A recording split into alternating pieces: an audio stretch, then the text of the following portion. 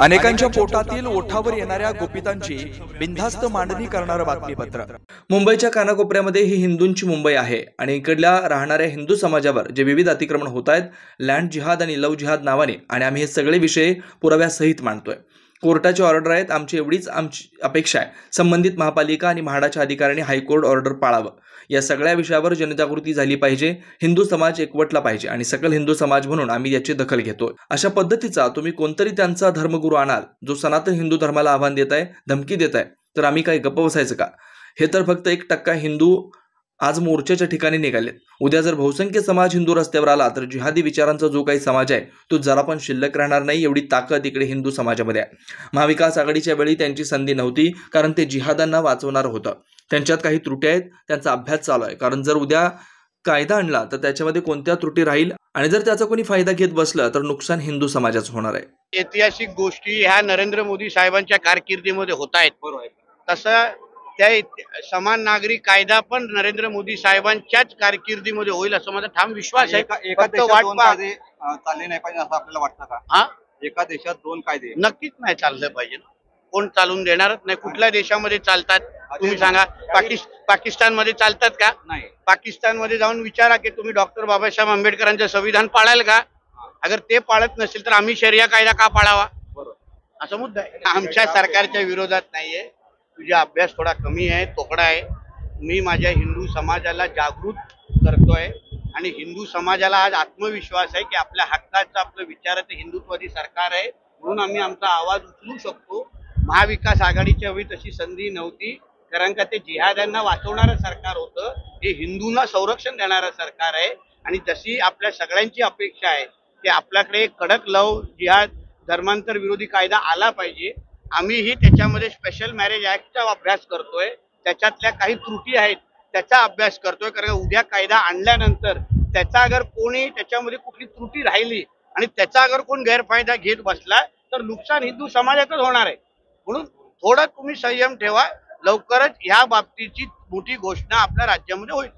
बघा, मुंबईच्या कानकोपऱ्यामध्ये, आणि ही मुंबई ही हिंदूंची मुंबई आहे आणि इकडल्या राहणाऱ्या हिंदू समाजावर जे विविध अतिक्रमण होत आहे लँड जिहाद आणि लव्ह जिहादच्या नावाने, आणि आम्ही हे सगळे विषय पुरावासकट मांडतोय।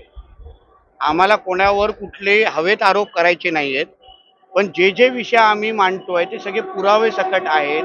हायकोर्टचे ऑर्डर आहेत, कोर्टाचे ऑर्डर आहेत। आमची एवढीच साधी अपेक्षा आहे, संबंधित महापालिकेने आणि म्हाडाच्या अधिकाऱ्यांनी हायकोर्टचं ऑर्डर पाळावं आणि लँड जिहादच्या नावाने जे अतिक्रमण आहेत, फेरीवाले जे बांगलादेशी आणि रोहिंग्या फेरीवाले जे मोठ्या प्रमाणामध्ये मुंबईमध्ये आले आहेत आणि ते लोक आमच्या माता भगिनींना छेडखानी करतात, लव जिहादच्या नावाने फसवतात, या सगळ्या बांगलादेशी आणि रोहिंग्यांना आमच्या मुंबईतून हकलून दिलं पाहिजे, कारण ते मुळात ते आपल्या मुंबईचे नाहीच आहेत। म्हणून या सगळ्या विषयाबद्दल जनजागृती झाली पाहिजे, हिंदू समाज एकवटला पाहिजे आणि सकल हिंदू समाज म्हणून आम्ही ह्याची दखल घेतोय अशी नोंद प्रशासनामध्ये झाली पाहिजे। म्हणूनच हे सगळे मोर्चे निघतायत। कारण का शेवटी अशा पद्धतीचा तुम्ही कोणतरी त्यांचा धर्मगुरू आणाल जो सनातन हिंदू धर्माला आव्हान देतोय, आम्हाला धमकी देतोय की तुम्हारा वक्त आया है, हमारा दौर आएगा, तर आम्ही काय गप्प बसायचं? आणि त्यानंतर 5-5 हजारची चारी बाजूनी कुर्ला मुंब्रावरून पब्लिक येते, जिहादी विचाराचे लोक येतात आणि हिंदू समाजाच्या घरात घुसण्याचा प्रयत्न होतात। म्हणून हा एक संदेश त्यांच्यापर्यंत जाऊन दे की हे तर फक्त 1% हिंदू आज ह्या मोर्चाच्या निमित्ताने निघालेला आहे। उद्या अगर बहुसंख्य हिंदू समाज अगर रस्त्यावर आला तर इकडे असलेला जो जिहादी विचाराचा जो काही समाज आहे तो जरा पण शिल्लक राहणार नाही, एवढी ताकद इकडच्या हिंदू समाजामध्ये आहे। मी तेच बोलतो ना, उपाययोजनाचा टप्पा आता आम्ही महापालिकेकडे ही माहिती दिली आहे की आम्हाला ह्या गोष्टी कळलेल्या आहेत। इकडे असलेला फेरीवाला जो आमच्या देशाचा नाही आहे, मुंबईचा नाही आहे, महाराष्ट्राचा नाही आहे, पण तो बांगलादेशी अगर असेल तर आम्ही या गोष्टी खपून घेणारच नाही। या तर महापालिकेने त्याच्यावर कारवाई करावी, नाहीतर कारवाई आम्हाला आमच्या स्वतःच्या रक्षणासाठी आमच्या धर्मामध्ये शस्त्र उचलण्याची मुभा दिलेली आहे, ते आम्हाला मग उचलायला लागेल। कुठल्याही गोष्टीचा अतिरेक होणं चांगलं नाही। कुठल्याही धर्मामध्ये त्यांना नमाज पढण्याला कोणीही विरोध करूच शकत नाही, कारण त्या धर्माचा अधिकार आहे।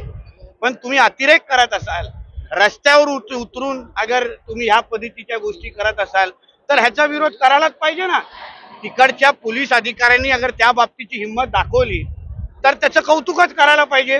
उद्या अगर महाआरत्या आम्ही अगर रस्त्यावर करायला सुरू करू तर आम्हाला पण अतिरेक म्हणून आमच्यावर कारवाई होते, आज पण होते, वारंवार होते.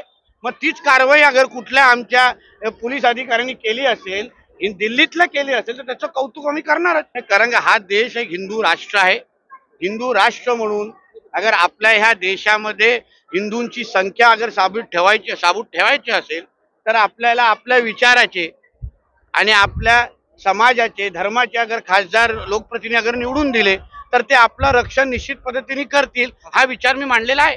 म्हणून तर मी बोलतो ना, आता वारंवार विषय काढल्यानंतर अगर तिथे अनधिकृत तो ढाचा अगर पाडला जात नसेल तर आमच्या राज्यामध्ये बुलडोजर देवा नावाचं पॅटर्न आता आलेलं आहे, जो नयानगरमध्ये आलाय. तर तोच बुलडोजर देवा मग आता आम्हाला असल फैला आणायला लागेल. या गोष्टीची जाणीव तिकडच्या महापालिका अधिकाऱ्यांनी ठेवावी. बेधडक निर्भीड बिनधास्त मांडणी करणारा खबऱ्या लाईव्ह.